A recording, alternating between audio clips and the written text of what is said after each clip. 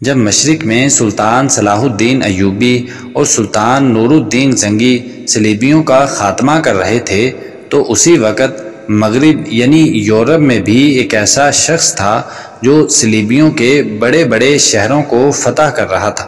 اس شخص نے ایک ایسی سلطنت بنائی تھی جس کے بارے میں لوگ کہتے تھے کہ اس نے خلافت راشدہ کے دور کی یاد تازہ کر دی۔ اس شخص کا نام عبد المؤمن تھا۔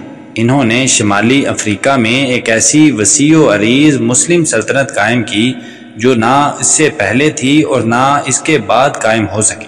عبد المؤمن نے افریقہ کو صلیبیوں سے پاک کر دیا تھا۔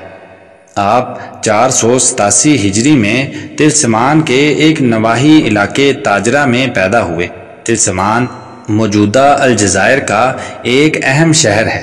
آپ کا تعلق ایک بربر قبیلے القومیہ سے تھا۔ کہا جاتا ہے کہ بربر نسل کے لوگ دراصل سامی عربی لوگ ہیں جو ہزاروں سال پہلے مصر سے افریقہ آ کر آباد ہوئے تھے۔ عبد المؤمن کے والد علی بن علوی پیالے بنانے کا کام کیا کرتے تھے۔ ان کی مالی حالت کچھ زیادہ اچھی نہ تھی۔ عبد المؤمن 40 سال کے بعد ایک وسیع و عریض اسلامی حکومت قائم کرنے والے ایک سلطان بن گئے تھے جسے تاریخ دولت موحدین کے نام سے جانتی ہے۔ عبد المؤمن کو بچپن سے ہی پڑھنے لکھنے کا شوق تھا۔ ابتدا میں انہوں نے علم کی پیاس بجھانے کے لیے چشموں کے شہر تلسمان کا رخ کیا، لیکن ان کے شوق علم نے انہیں اس شہر سے دور کہیں اور علم حاصل کرنے پر مجبور کیا۔ اس سفر میں پہلا شہر جو آیا اس کا نام بجایا تھا۔ عبد المؤمن اس شہر کے نواح میں ایک دیہات ملالہ میں مختصر مدت کے لیے ٹھہر گئے۔ ایک دن وہ ملالہ کے بازار میں سے گزر رہے تھے کہ راستے میں انہیں ایک بزرگ نظر آئے۔ ہلکی گندمی رنگت والے یہ خوش مزاج بزرگ جب عبد المؤمن سے ملے تو حیران رہ گئے۔ انہوں نے اس نوجوان کے چہرے پر ذہانت کے آثار دیکھے اور اس کے روشن چہرے سے بے حد متاثر ہوئے۔ انہوں نے اس لڑکے سے اس کا نام پوچھا اور یہ پوچھا کہ وہ کہاں جا رہا ہے۔ عبد المؤمن نے کہا کہ میں مشرقی ملکوں میں علم حاصل کرنے کے لیے جا رہا ہوں۔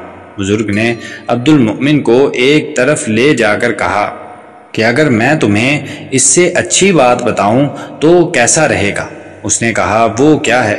بزرگ کہنے لگے وہ دنیا آخرت کا شرف ہے۔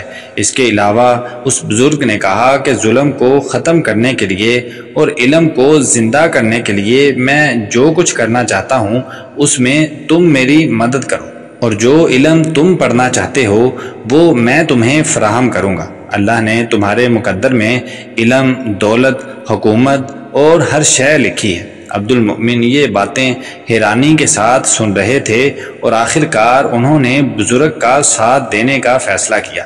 اس طرح اللہ نے عبد المؤمن کی سیاسی زندگی کا آغاز کرایا۔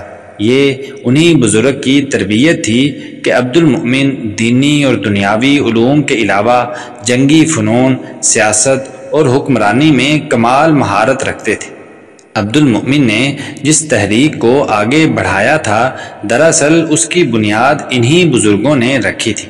آپ مراکش کے بہت بڑے عالم دین تھے۔ آپ نے جو تحریک شروع کی تھی وہ موحدین کہلاتی تھی۔ اس جماعت نے مراکش اور افریقہ کے دیگر حصوں میں جو اسلامی حکومت قائم کی تھی وہ دولت موحدین کہلاتی تھی۔ موحدین خالص توحید کی دعوت دیا کرتے تھے، اسی نسبت سے انہیں موحدین کہا جاتا ہے۔ ان کے حکمران خلفائے راشدین کے نقش قدم پر چلنا پسند کرتے تھے اور حکومت کرنے کے لیے قرآن و سنت کی رہنمائی حاصل کیا کرتے تھے۔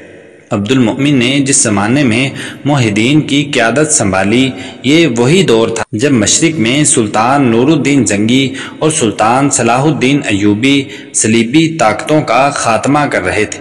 یوں عبد المؤمن کا بھی امت مسلمہ پر یہ احسان ہے کہ ایک طرف تو سلطان نور الدین زنگی نے مشرق میں مسیحیوں کا قلع کما کیا اور دوسری جانب عبد المؤمن نے تیونس اور طرابلس کو فتح کر کے مغرب میں عیسائیوں کی طاقت پر کاڑی ضرب لگائی۔ اس کے بعد عبد المؤمن نے اندلس میں صلیبیوں کی راہیں بھی ختم کر دی۔ آپ کا یہ کارنامہ بلا شبہ سنہرے حروف میں لکھے جانے کے قابل ہے۔